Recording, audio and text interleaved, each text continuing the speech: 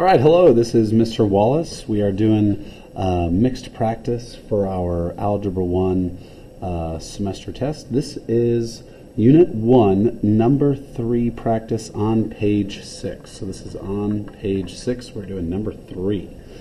All right, so here we go. The steps that a student took to solve their linear equation. We have a multi-step equation right here are shown. The students made an error in one of these steps. So first, in which step does the error first appear? And what should the solution be to the original equation? All right, so let's take a look and see what's going on.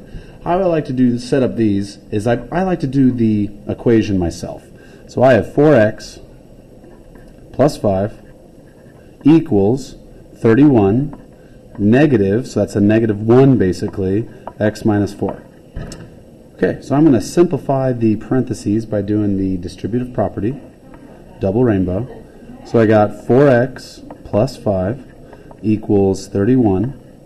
Negative 1, so remember that's a negative that I'm distributing. Negative 1 times x is just negative 1x, or just negative x. Negative 1 times negative 4, two negatives make a positive. All right. Now, if I'm comparing what I got here, simplifying, in step number 1, look at that. This student forgot to put it as a positive 4, so there is my error. Step number 1. Two negatives make a positive. Two negatives equal a positive. So step number 1 was my error. Now all we got to do is use this to figure out what the real solution is. All right. On the left side of my equation right here, there's no like terms that I can combine, but there are like terms on the right side. So 31 plus 4, that's going to be 35. I like to rewrite my equation, update everything as I go on. 31 plus 4 is 35.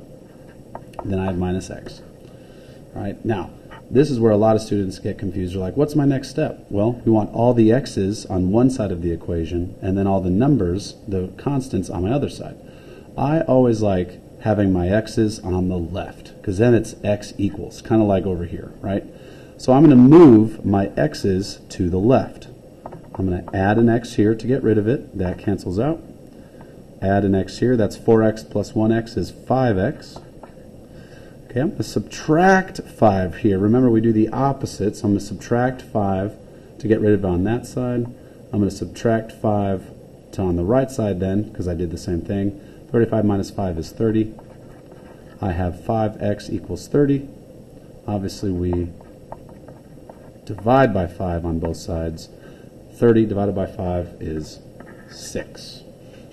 There we go. Thank you so much.